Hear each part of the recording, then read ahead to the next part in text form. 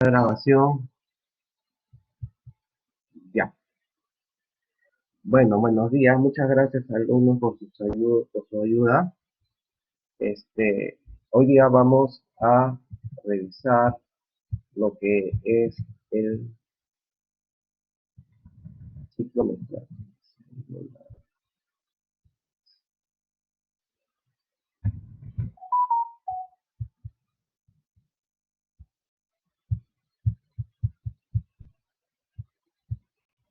Lo que es el ciclo menstrual, que es lo que nos va a explicar la fisiología del aparato reproductor femenino, va a explicar la interrelación que hay entre el hipotálamo, hipófisis y el ovario, y la secreción de las hormonas que van a determinar los cambios cíclicos que van a haber dentro de diferentes tejidos y órganos del aparato reproductor femenino. Y también nos va a permitir entender muchas patologías asociadas al trastorno de la menstruación, ¿no? Así como también todas las teorías y la fabricación de los métodos anticonceptivos y los programas de reproducción asistida. Entonces, ahí vemos una diapositiva donde vemos la interrelación del, del hipotálamo, hipófisis y ovario, ¿no? El hipotálamo produciendo la hormona liberadora de gonadotrofinas, comúnmente llamada GnRH. Esta va a determinar en la hipófisis la producción de gonadotrofinas, que ustedes conocen como la hormona folículo estimulante y la hormona luteinizante. Estas van a actuar sobre el ovario, produciendo el desarrollo del folículo, la ovulación y después el cuerpo lúteo, ¿no? Entonces, pasamos a la siguiente diapositiva. Entonces, el ciclo menstrual va a ser la expresión cíclica de la función del sistema hipotálamo hipófisis ovario, como dije, determinando cambios estructurales y funcionales en los tejidos del aparato reproductor.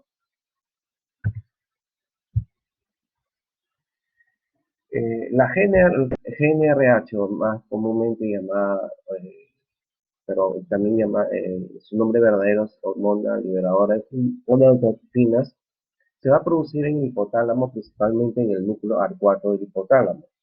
Otro sitio donde se produciría también sería el sistema límbico, pero en menor cantidad. Principalmente es en el núcleo arcuato del hipotálamo, donde va a ser producir la secreción y control de la liberación, ¿no? En frecuencia y amplitud. Se produce, pero no se va liberando continuamente, se va a ir liberando en forma de pulsos que durante el ciclo menstrual van a ir cambiando tanto en su intensidad de liberación como en su frecuencia.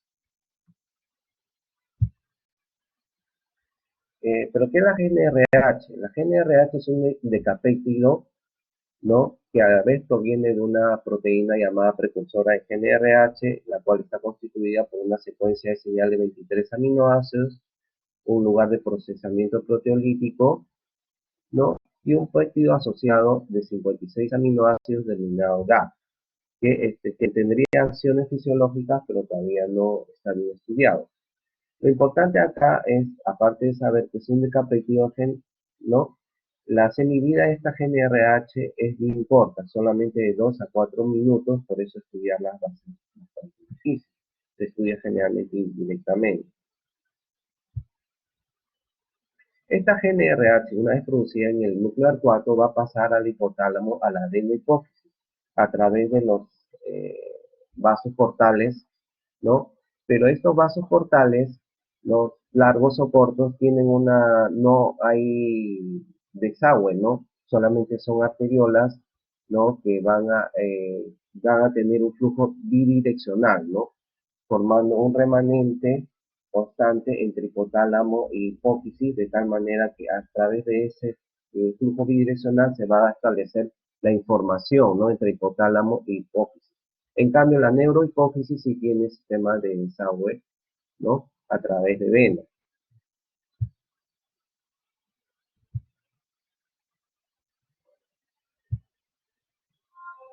Esta GnRH se va a ligar a receptores específicos en la hipófisis. Como ustedes saben, todas las hormonas tienen que tener sus receptores, ¿no? La estimulación intermitente, o sea, pulsante de esta GnRH va a producir la liberación también episódica de FSH y LH, aproximadamente con un promedio de 60 minutos, con variaciones en la frecuencia y en la amplitud. Antiguamente se creía que FSH y LH eran secretadas por diferentes células. Por estudios de inmunohistoquímica se ha determinado, ¿no?, que ambas son secretadas por la misma célula, ¿no? Y están constituidas, ambas son hormonas lipoproteicas constituidas por dos unidades. La unidad alfa, que es común, o sea, comparten la misma unidad alfa, la FSH y la LH, pero lo que le da especificidad es la subunidad beta, ¿no? Ah, es lo que va a dar la especificidad de poder usarla. En respuesta el ovario, en respuesta al estímulo de esta FSH y LH, va a determinar el desarrollo de un folículo, el cual va a desarrollar, crecer y madurar y ovular, dando origen a lo que se conoce como el ciclo ovárico. Aquí en esta parte estamos, viendo lo que sucede en cada estrato, ¿no?, del eje. Vamos a ver lo que hemos visto, cómo se produce la GnRH en hipotálamo, la secreción de FSH y LH en hipófisis. Ahora vamos a ver qué sucede en el ciclo ovario, en el ovario. En el ovario se produce por estímulo de estas hormonas gonadotrofinas, el desarrollo, como dije, del folículo, ¿no? Entonces tenemos una fase folicular y una fase lútea.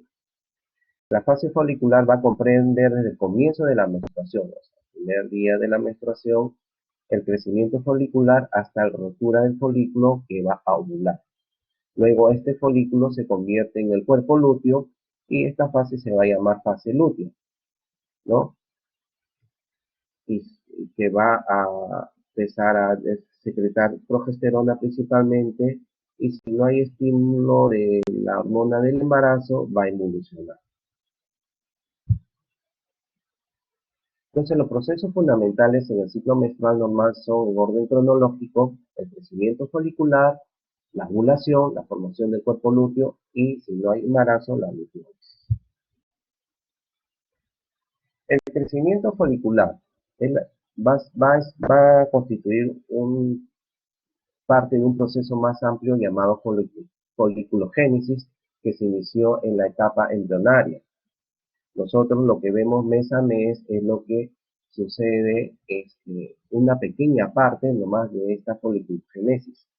Entonces, esta foliculogénesis comprende la formación del folículo primordial y su desarrollo y crecimiento hasta estadios intermedios o finales, como el folículo primario, folículo secundario, folículo terciario y folículo de grano.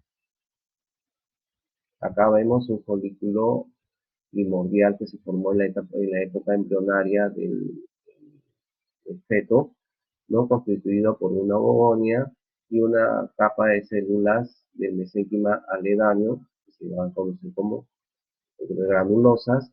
Va a desarrollar a folículos primarios y secundarios, principalmente por aumento del tamaño del folículo, aumento del tamaño de la ovocita y el desarrollo principalmente de la célula granulosa en varias capas, que ya no van a ser células fusiformes, sino cuboides, ¿no? Y el desarrollo de estas células de la granulosa, de las células de la teca, ¿no?, ambas divididas por una membrana de lipoproteínas llamada membrana basal.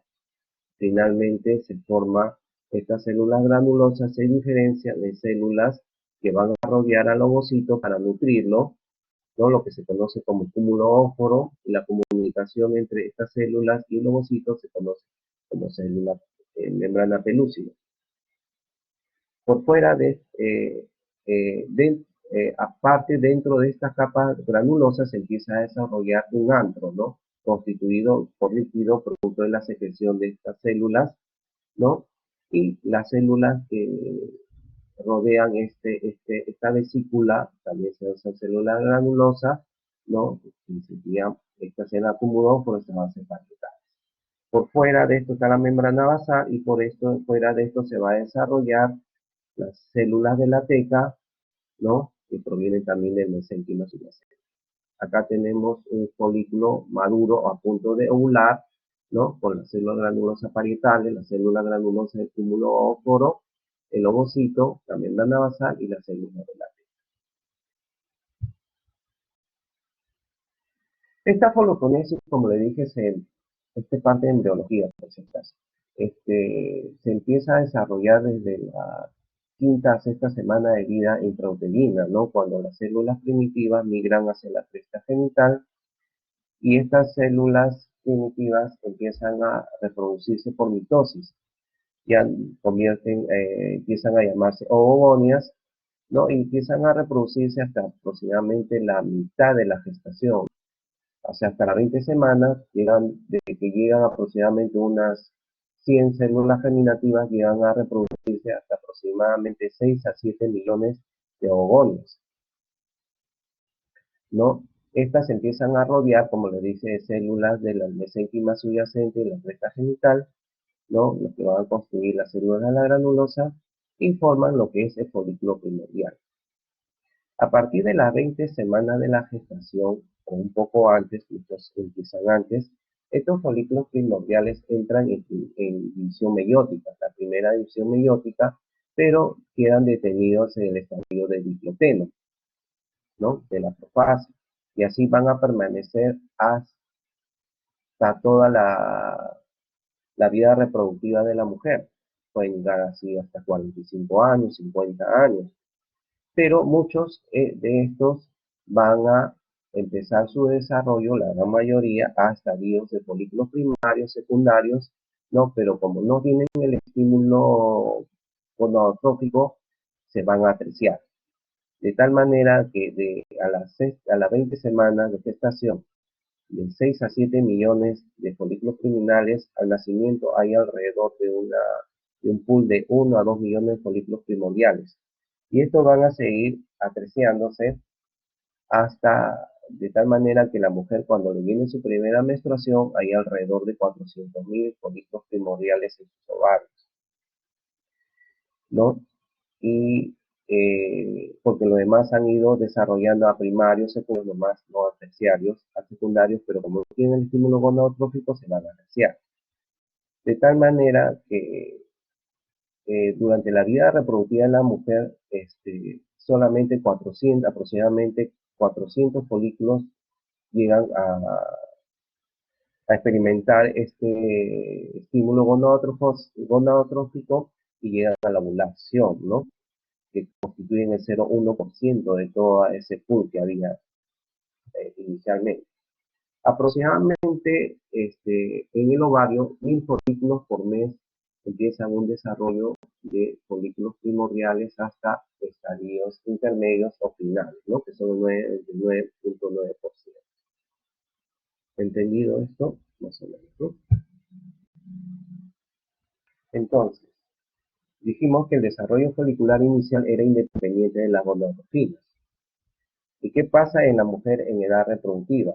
Durante el periodo de transición lúteo folicular, o sea, el inicio días antes o coincidiendo con el inicio de la menstruación, ¿no? Un grupo de folículos preantrales responden al alza de FSH, la gonadotrofina, y esta va a ser la responsable de estimular el desarrollo folicular durante la etapa proliferativa. Sabemos que durante la etapa embrionaria y fetal hasta toda la vida de la mujer, los folículos primordiales empiezan su desarrollo, folículos primarios, secundarios, ¿no? Y si no hay estímulo gonadotrófico, empiezan a apreciarse. Pero si se recibe un estímulo gonadotrófico, un folículo secundario se va a convertir en terciario y va a madurar formando su folículo ovulatorio, ¿no? O folículo de grado. Y este proceso de acá para acá dura meses, ¿no? Se dice que de un folículo primario hasta un folículo que va a ser capturado por las gonadotrofinas o hasta la ovulación, perdón, va a suceder más o menos 85 días, desconociéndose un poco los cambios que se dan en el folículo primordial hasta folículo primario, ¿no? Pero de primario hasta folículo de grafo madura aproximadamente pasan 3 meses. Una vez que este folículo, este pool, ¿no? Porque son varios folículos que están desarrollando a la vez y van a recibir el estímulo gonadotrófico, ¿no? De FSH, van a ser reclutados, ¿no? Una cohorte de folículos en crecimiento, y esto se da al inicio de la menstruación, ¿no? Hasta aproximadamente cuarto o quinto día. Luego de este pool de folículos que han sido capturados o reclutados, se selecciona un solo folículo, el cual se va a conocer como folículo dominante, lo que ocurre en el quinto a séptimo día. Esto es muy importante para los programas de anticoncepción, con cuando iniciar los métodos anticonceptivos. Después viene la etapa de madurez de este folículo dominante del octavo al 12 día, principalmente, y luego viene la ovulación, que puede ocurrir entre 14 más o menos 2 días, o del 13 al 16 a 2 días. Entonces vemos que de varios folículos que estaban en desarrollo, ¿no? Son reclutados por el estímulo FSH, se selecciona uno, el cual es dominante, y por las secreciones que va a tener, va a determinar la atresia de los demás folículos que estaban desarrollando. Y se va a convertir en folículo preovulatorio, y por estímulo, como vamos a ver más tarde, la hormona luteinizante va a ovular. Entonces, el crecimiento folicular vamos a ver que está determinado por la FSH, la cual actúa sobre las células de la granulosa, acuerdo, FSH sobre las células de la granulosa, induciendo la proliferación celular de las células de la granulosa, aumentando los receptores para ella misma, para el FSH, y estimulando la actividad de enzimas aromatasas para producir estradiol. ¿Por qué? Porque en las células de la teca, que les dije, las células teca van a tener receptores para LH en una forma tónica basal, la cual va a convertir la colesterol a andrógenos, androstenediona y testosterona. Estas van a cruzar la membrana basal hacia la célula de la granulosa, y la FSH va a estimular las enzimas aromatasas que va a convertir estos andrógenos a estrógenos, ¿no? A estradiol y estrógeno. Entonces, dos células y dos hormonas. Las células de la teca producen andrógenos y las células de la granulosa producen estrógenos.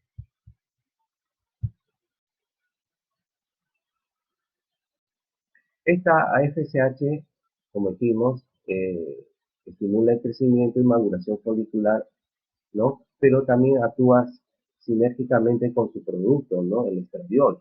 El estradiol aumenta los receptores para FSH en la célula granulosa y también para el mismo. Y en el folículo preovulatorio maduro aparecen los receptores para la LH estimulados por la FSH y el estradiol en conjunto. Acá hay un diagrama que vamos a pasar rápido. Entonces, el desarrollo exitoso de un folículo depende del tamaño del folículo reclutado, el más grande, y su capacidad para aromatizar los andrógenos sintetizados en la teca. Dijimos siempre el folículo dominante inhibe el desarrollo de otros folículos, disminuyendo la secreción de FSH por un freno que se produce en la hipófisis vía la inhibina y el estradiol que se están produciendo en el folículo.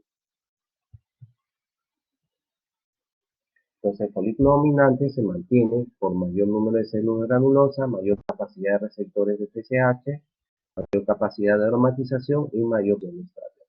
Es el más fuerte, ¿no? Cuando este folículo ha madurado suficiente, aproximadamente alcanzado un tamaño de 2 centímetros, se produce la ovulación, proceso que se inicia cuando el folículo maduro es estimulado por el aumento brusco de la LH y termina con la ruptura folicular y la descarga del ovocito. Este incremento brusco de la LH también conlleva el reinicio de la primera división meiótica que quedó detenida en el diploteno durante la formación del folículo primordial. Va a determinar la luteinación de las células de la teca y de la granulosa. Antes estaban separadas por una membrana basal, ahora se mezclan entre ellas, ¿no? La teca y la granulosa Se produce la expansión y desprendimiento del cumulóforo o globocito y la activación de colagenasas para la ruptura folicular, ¿no? Acá vemos que en el LH reinicia la meiosis, ¿no? Con la construcción del primer corpúsculo polar, se activan las colagenasas y las plasminas para producir un estigma que va a provocar la ruptura folicular. Acá vemos el folículo, el ovario y acá produciéndose la ovulación. Una vez expulsado el óvulo, la retracción de la pared del cuerpo lúteo del folículo provoca el vaciamiento folicular, dejando una cavidad mínima ocupada por un coágulo sanguíneo llamado cuerpo lúteo, ¿no? Dijimos que el estímulo del LH determina la ovulación con diferenciación de la granulosa y la teta hacia células clínicas dependientes del LH. Luteínicas se llaman porque adquieren esta coloración amarilla por la carga de colesterol. Se mezclan ambas células con incremento de la producción ahora de progesterona durante una semana. El crecimiento y demanda metabólica de las células luteínas exigen una mayor irrigación sanguínea, determinando la formación de nuevos vasos, lo que conoce como angiogénesis. De hecho, el mayor elemento que tiene mayor metabólica en el ovario es el cuerpo lúteo, no es el folículo, el crecimiento, ¿no? El cuerpo lúteo, porque el cuerpo lúteo va a producir progesterona en grandes cantidades, además también estrógenos y libidinas, ¿no? Y salvo que aparezca el estímulo de la hormona gonadotropina coriónica, después de una semana, o sea, 8 a 10 días después de la ovulación, el cuerpo lúteo inicia un proceso regresivo autónomo con disminución de su tamaño y el número de las células lúteas y la producción de progesterona y estrógeno. La caída de estas hormonas va a determinar el inicio de la menstruación.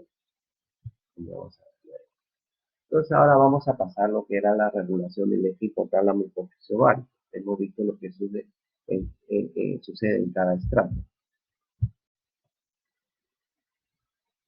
Entonces dijimos que la regulación de los ciclos menstruales son la consecuencia de la integración precisa de la actividad del generador de pulso GnRH, la secreción hipofisaria de gonadotrofinas y el desarrollo del folículo ovario. La liberación de GnRH estaba regulada a la vez por la integración de señales centrales, encefálicas y periféricas ováricas, ¿no? Vamos a ver que esta secreción de GnRH está modulada por neurotransmisores, catecolaminas y hormonas de diferente origen. Así se ha visto que la norepinefrina estimula su producción, mientras que la dopamina sería inhibitoria, ¿no? Los péptidos opioides endógenos, la hormona liberadora de corticotropina, el sistema GABA y sobre todo la serotonina y la melatonina tienen un efecto antigonotrópico sobre el hipotálamo, ¿no?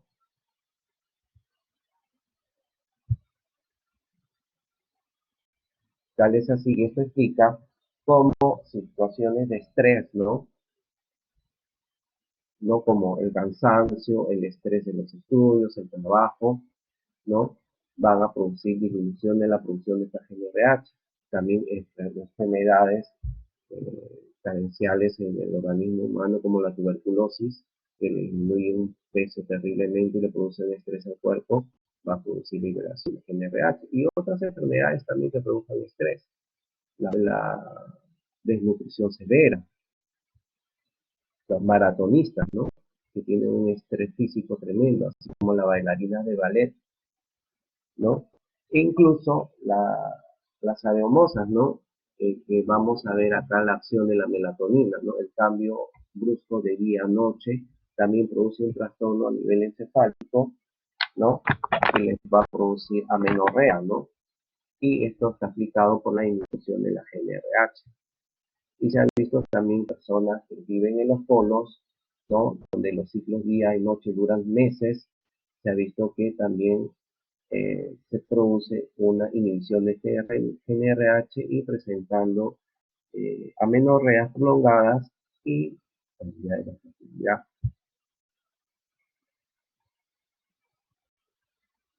También vimos que el ovario ejerce una retroalimentación sobre la hipófisis, ¿no?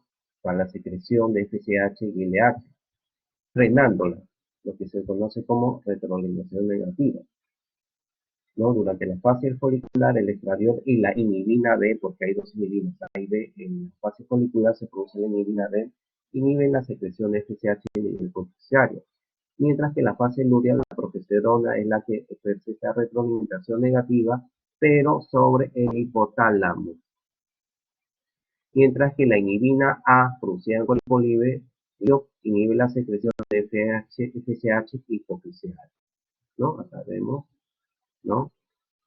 La la función de estrógeno, lo que van a inhibir FSH para la liberación de gonadotrofinas, ¿no?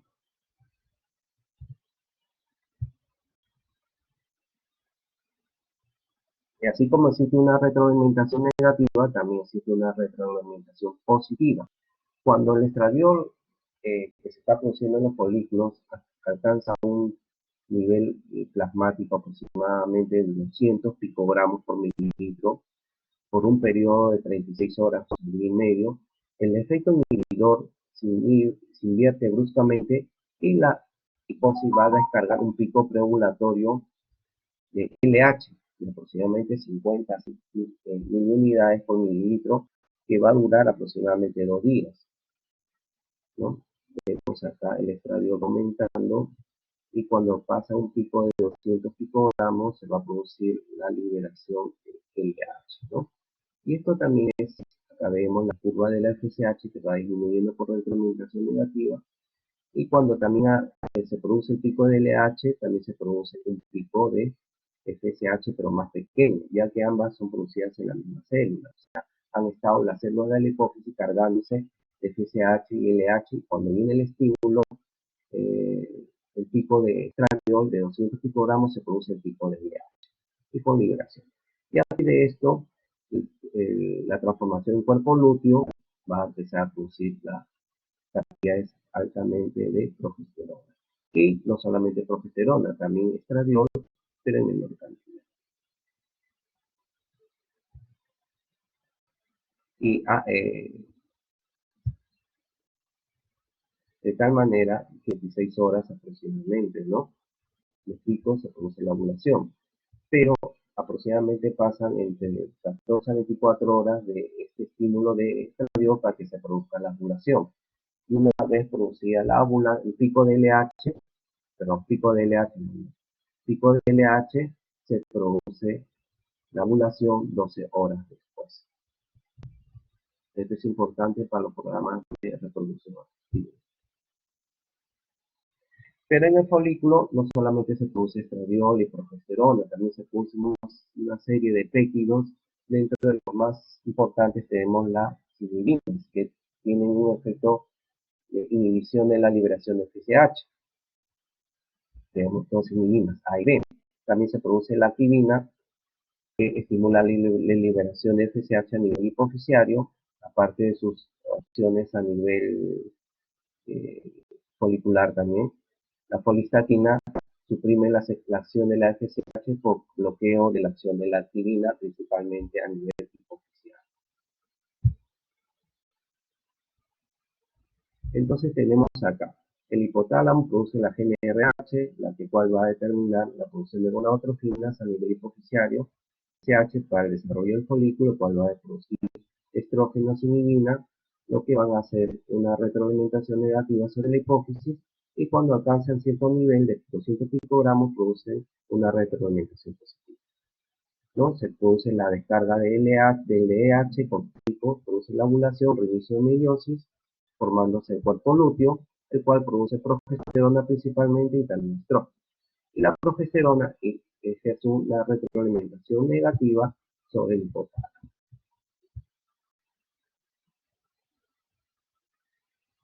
Durante la fase lútea y en presencia de progesterona no se produce un nuevo desarrollo folicular, o sea, no son reclutados más folículos.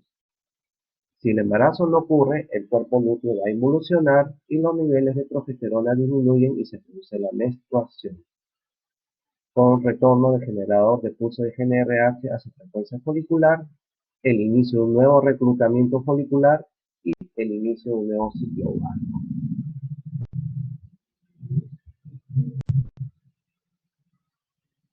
Entonces, ahora la información. De ese ciclo menstrual, entonces, aquí llamamos un ciclo menstrual normal, ¿no?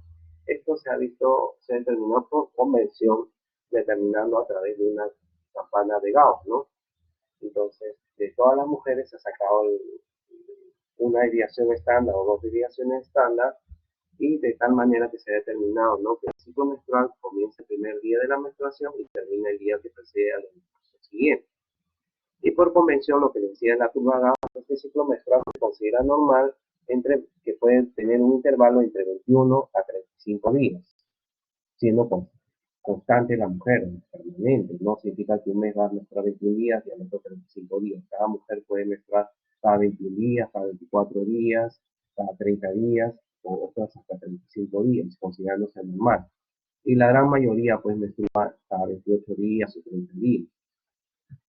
En lo que se ha determinado también que cada fase dura aproximadamente 2 semanas, estableciendo que la fase lútea es la más constante, tiene una duración de 14 más o menos 2 días. O sea, la duración puede ser entre el 13, 14, 15 y 16 días, ¿no? Pero la fase folicular es más variable. Generalmente, si tenemos en cuenta los 21 a 35 días más, puede tener una duración de 10 a 22 días. Entonces, la menstruación es la hemorragia periódica fisiológica que se origina en el útero por descamación del endometrio, que sigue al descenso de las hormonas ováricas endógenas titulares, sobre todo progesterona. Esta también se ha determinado, ¿no?, que esta menstruación se considera normal entre 2 a 7 días y el volumen no es abundante, ¿no? Es entre 20 a 80 centímetros cúbicos de sangre, lo cual está constituido por sangre en 50% y el otro 50% por los productos de inflamación del moco, ¿no? Entonces no es porque tienen que llevar las anemias. Las anemias llevan las que tienen trastornos con volúmenes abundantes o menor concentración, ¿no? Entonces tenemos las alteraciones menstruales. Entonces tenemos las alteraciones del intervalo y de la hemorragia menstrual. Del intervalo teníamos, si el ciclo duraba, se había convenido que duraba 21 días a 35 días, ¿no? Los ciclos que duran menos de 21 días se conocen como polimenorrea, que dura más de 35 días como oligomenorrea, y los que cuando hay ausencia de la menstruación por más de 3 meses, 90 días o 3 ciclos se conoce como amenorrea. En cuanto a la hemorragia menstrual, ¿no?, dijimos que puede ser entre 20 a 80 centímetros cúbicos. Cuando es mayor de 80 centímetros cúbicos se conoce como hipermenorrea, y cuando es solamente gotas, ¿no?, menor de 20 centímetros cúbicos en todo ese tiempo, se conoce como hipomenorrea. En cuanto a la duración, que dijimos de 12 a 7 días, cuando dura más de 7 días se conoce como menorragia, ¿no? Y cuando dura menos de 2 días también se conoce como hipomenorrea. Pero sin embargo también vemos a veces pequeños sangrados menstruales que vienen bruscamente, ¿no? Entonces eso se conoce como metrorragia, que no está relacionado así. Y el spotting es una forma de metrorragia, pero solamente gotitas que también se dan fuera de piel. Es una forma de metrorragia, pero muy pequeña.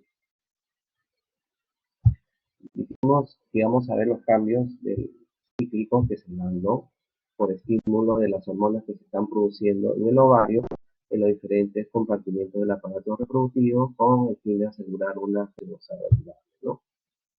Vemos, en primer lugar, el nido, ¿no?, el endometrio, que va a presentar cambios estructurales durante el ciclo menstrual, ¿no? De tal manera que Noyes en el año 58 hizo una cronología día de los cambios que se dan en el endometrio, de tal manera que tomando una biopsia de endometrio en cualquier momento podemos decir esta mujer está en tal periodo de su ciclo, ¿no?, porque se van a presentar cambios. Así, en la fase proliferativa se va a producir la estratificación celular, ¿no? También hay células, tanto las glándulas como el estroma, hay proliferación glandular, ¿no? Las glándulas que eran rectas se van convirtiendo en tortuosas y hay proliferación de este estroma, ¿no? De encima, ¿no? Una formación compacta. En la fase lútea o fase secretoria, ¿no? Hay una vacuolización de estas células glandulares con secreción a su lumen, ¿no? Y el mesénquima subyacente se va convirtiendo en edematoso, ¿no? A predominio periarteriolar, ¿no? Lo que se conoce como la reacción residual propia de la gestación. Si no hay embarazo, se produce hemorragias de estos intersticios de estos vasos, ¿no? Y lo que va a provocar colapso glandular, trombofibrinosos, migración de polimorfos nucleares y la descamación respectiva produciéndose la menstruación. En el cuello uterino también han visto que hay glándulas no cilíndricas y estas van a producir un moco. Y este moco tiene la función de facilitar la penetración de espermatozoides, su capacitación para un adecuado recorrido dentro del útero, ¿no? Y también, si hay gestación, de servir un tampón, ¿no? Para aislar el compartimiento intrauterino. Vamos a ver durante la etapa estrogénica, este moco se va a producir en mayor cantidad, no se va alcanzando 500 miligramos por día. Este moco va a ser color claro, no viscoso, una menor viscosidad, una mayor filancia, ¿no? Y de tal manera, filancia es esto, lo separamos y no se corta, no se pega, ¿no? Y si lo ponemos en calor y lo vemos a través de un opio, vamos a ver que tiene esta formación de cristales de lecho bajo los cristales de sales, ¿no?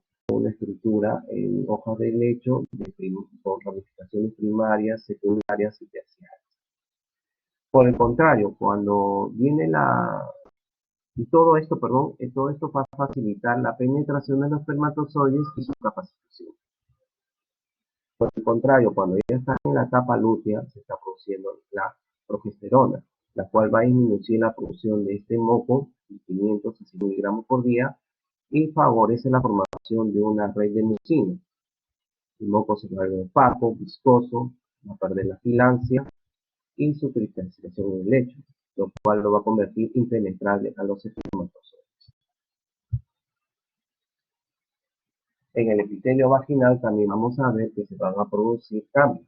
Los estrógenos van a determinar, así como en el cuello y en el endometrio, la proliferación celular, aumentando las capas celulares y la maduración del epitelio polistratificado, ¿no?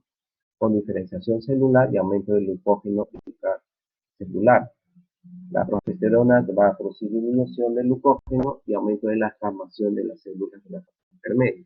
De tal manera que si nosotros hacemos un croquis, lo que ustedes conocen como función de Nicolau, nosotros llamamos propósitograma, y hacemos un raspado del epitelio lunar, vamos a ver que este epitelio es polistratificado formado por células basales, parabasales, células intermedias y células superficiales. Ante la etapa estrogénica se produce un descamamiento significativo de las células superficiales. De la etapa lútea o de progesterona produce un aumento significativo de las células intermedias, pues se descaman más. Y la ausencia de esteroides como la menopausia o en las niñas produce una descamación importante de células parabasales. En la mama también se producen cambios. Durante la etapa estrogénica o fase proliferativa hay proliferación y mitosis de los acidos mamarios, de 2 a 3 capas de células, los cuales presentan lúmenes pequeños con mínima secreción, y el estroma es más celular, pero menos celular y colegenizado. En la fase secretoria, los lúmenes presentan ya secreción, ¿no? Con una secreción apocrina, y el estroma, también igual que el endometrio, está laxo y edematoso. Si no hay gestación, se produce la menstruación y la secreción disminuye, ¿no? Y se destruye, ¿no? formándose, el estroma se vuelve compacto y hay la proliferación de elementos mononucleares para limpiar todo esto que se está produciendo en nuestras secreciones. También se han visto cambios en la temperatura basal, ¿no? Antiguamente, para ver si una mujer se determinó o no, que cuando la mujer estaba en la etapa lútea, se aumentaba su temperatura. De tal manera que en los programas de planificación o de reproducción se usaba bastante esto, ¿no? El diagrama de la temperatura basal, ¿no? O sea, una mujer sin hacer una actividad, apenas se despierte, se toma la temperatura. Y se ha visto, ¿no? Que cuando la mujer post-ovulación, cuando empieza a producir la progesterona, va a alzar su temperatura de 0.3 a medio grado centígrado. Y se ha visto que esto probablemente a la progesterona determina un aumento de la liberación de norepinefrina, la cual actuaría a nivel del centro termorregulador del sistema nervioso central. Bueno, esto es todo en cuanto a ciclo menstrual, chicos. Ahora nos faltaría ver lo que es síndrome premenstrual. Entonces voy a cargar lo que es.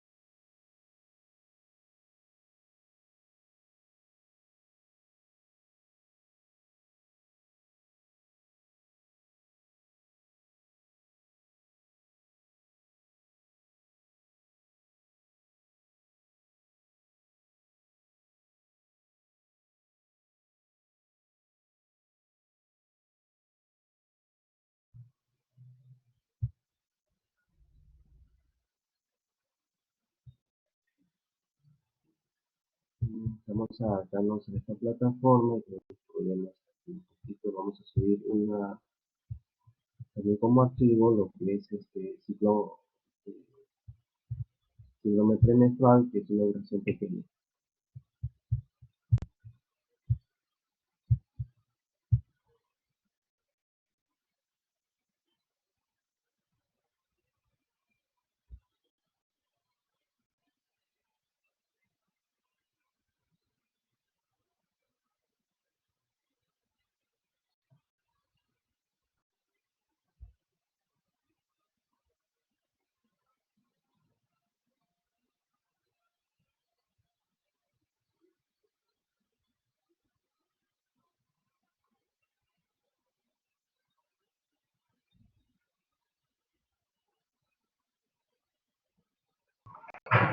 Doctor, disculpe, Sí, una consulta.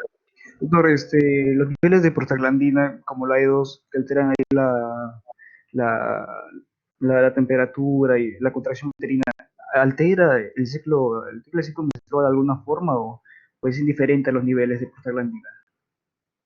mira, las prostaglandinas son elementos cuando está ahí en el endometrio, al no haber estímulo durante la nucleólisis, se produce la ruptura de los vasos, ¿no? Y la necrosis y se empieza a liberar prostaglandinas de las células de la capa funcional del endometrio, lo que son los que van a producir la vasoespasmo y la ruptura de los vasos, ¿no? Ya. Pero no tienen que ver mucho con la temperatura. Ah, pero de que altera el ciclo menstrual para nada. no lo altera, ya que, por ejemplo, ustedes van a ver más adelante las pacientes que sufren dismenorrea, o sea, los cólicos menstruales. Y muchas veces a las pacientes se les indica de que cuando empiecen ya los síntomas, que como le va a venir la menstruación, empiecen a tomar antiinflamatorios, ¿no? Antiprostaglanina, Mm. pero no altera el ciclo menstrual, es independiente. El ciclo menstrual está gobernado por las gonadotrofinas. Ah, ya. La prostaglandina sería un efector para producir la menstruación.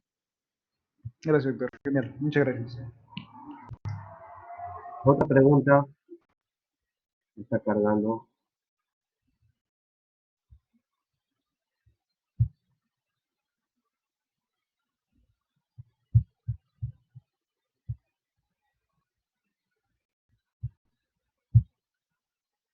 Entonces ahora vamos a ver otro trastorno del ciclo menstrual que se llama síndrome premenstrual, muy interesante para, sobre todo las mujeres, para que entiendan este problema que muchos de ustedes sufren. Entonces, es un conjunto de síntomas relacionados de modo temporal con el ciclo menstrual. Incluye trastornos físicos y psicológicos. Estos signos y síntomas comienzan entre 2 a 10 días previos a la menstruación y continúan hasta la aparición del sangrado menstrual, ¿no? Y pueden durar unas horas o días en que disminuyen y desaparecen. Estos síntomas psicológicos están formados por irritabilidad, depresión, tendencia al llanto, ansiedad, tensión, la habilidad emocional, pérdida de concentración, confusión, falta de memoria, no se culpa que se rompan los exámenes, asociabilidad, intranquilidad, explosiones temperamentales, tristeza, abatimiento.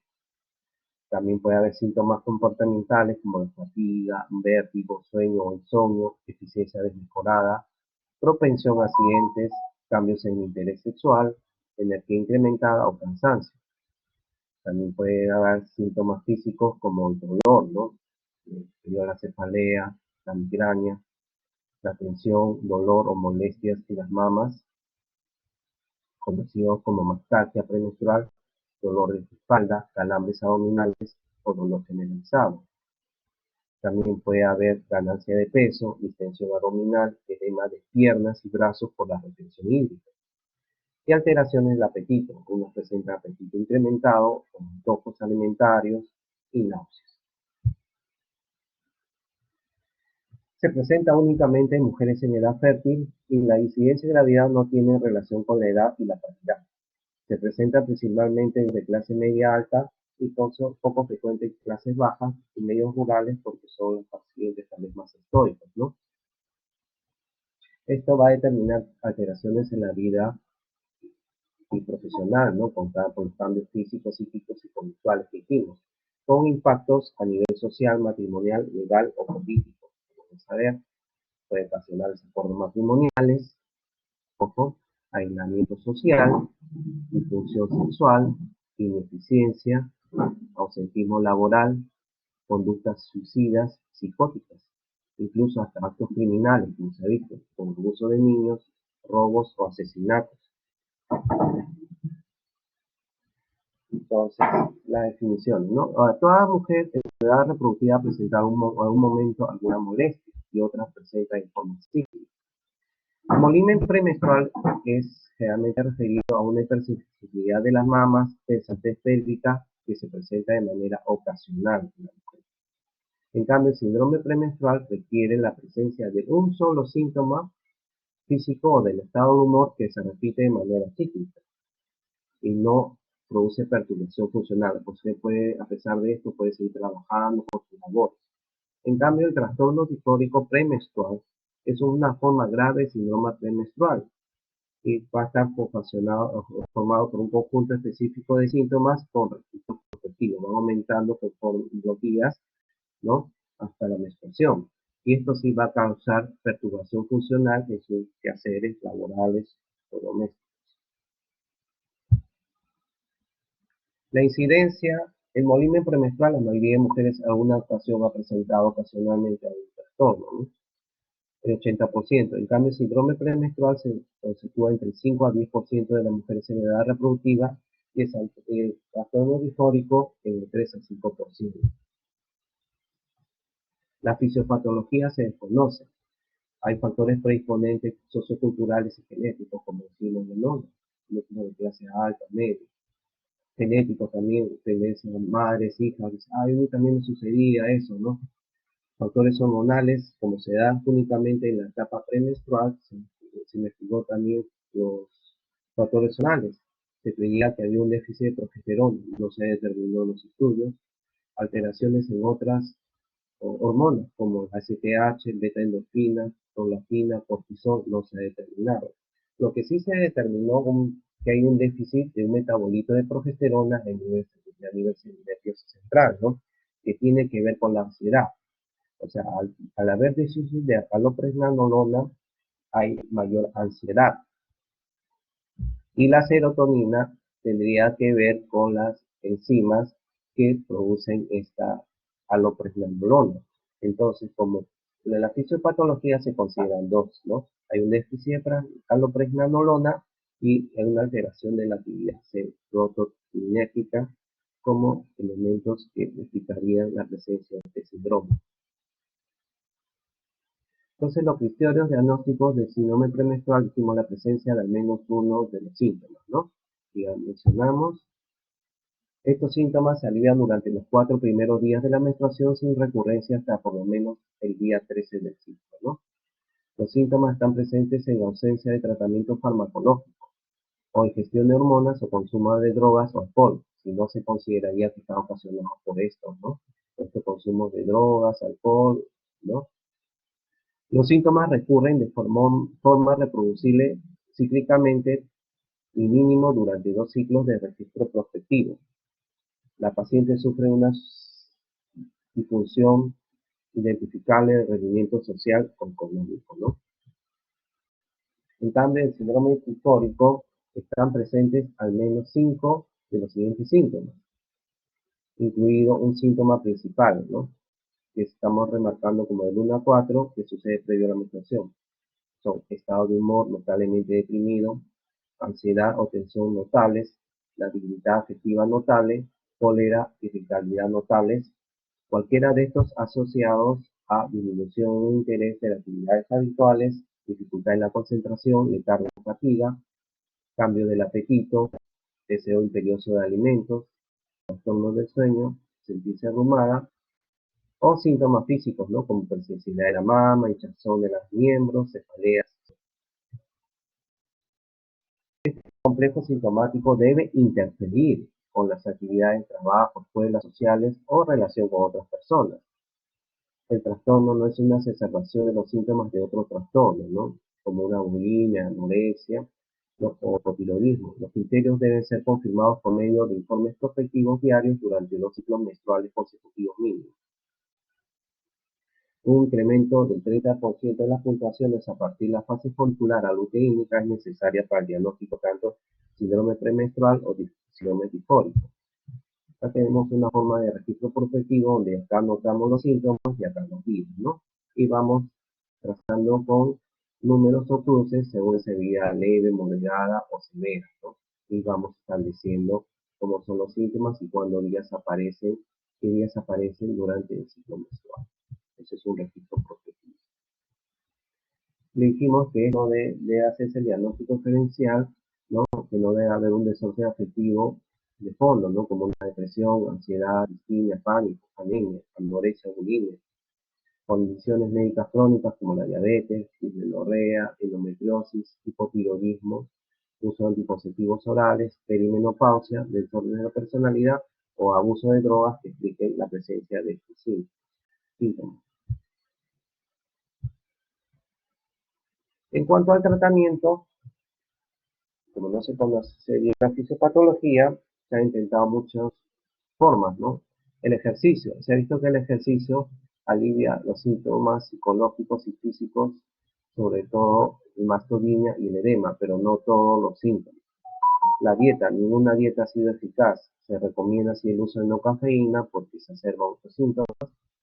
El consumo incrementado también se ha probado de hidratos de carbono, vitamina B6, ácidos grasos esenciales o calcio. No siendo eficaz en todos los casos y solamente en algunos síntomas. También se ha intentado tratamiento complementario como tratamiento cognitivo-conductual, relajación, el empleo de luz brillante, no consiguiendo ese efecto en todos los casos. Se pensó en tratamiento farmacológico, como los agonistas GnRH. Los agonistas suprimen la secreción de gonadotrofinas, producen una menopausia, no recomendable. Se intentó el uso de anticonceptivos orales no combinados eh, durante el ciclo, no siendo efectivos en todos los casos. El uso de diuréticos, como la espirulina, efectivo para disminuir el edema de miembros, pero no en los demás síntomas. Tratamientos psicofármacos, ¿no? Como la benzodiazepinas, la prazolam, ¿no? La buspirona durante la fase lútea, calmando algunos síntomas, tal vez la ansiedad, pero no los demás síntomas. Sin embargo, el empleo de inhibidores de la recaptación de serotonina se han convertido en los tratamientos de primera línea, sobre todo en síndrome difórico, ¿no? Y también en el síndrome premenstrual. Y se usan durante la fase lútea únicamente. Tenemos ahí la fluoxetina, 10 a 20 miligramos por día en la fase lútea, o la sertralina, 25 a 50 miligramos por día durante la fase lútea, con efectos positivos, eso sí, en la mayoría de pacientes. Gracias. ¿Alguna pregunta, chicos? Señalas de tiempo. Hemos hecho 1 hora. ¿Aló? ¿Aló? ¿Aló? Sí, doctor, una pregunta. Dime. Respecto al ciclo menstrual, usted mencionó que la menstruación tenía normalmente de 20 a 80 centímetros cúbicos, pero ¿cómo se mediría eso en el caso de las pacientes? En el caso de que quiera saber si tiene menorragia, hipermenorrea, por ejemplo.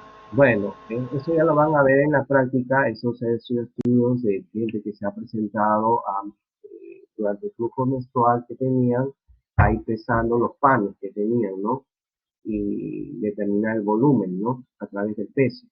Pero una manera indirecta que nosotros usamos es que la mujer durante su menstruación, mujer que sí hace la menstruación ya establecida, ¿no? Porque las niñas cuando empiezan la menarca se cambian a cada rato, ¿no?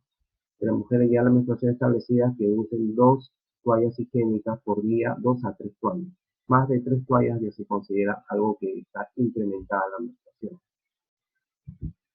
2 a 3 toallas por día máximo. Ya, doctor, gracias. Otra pregunta.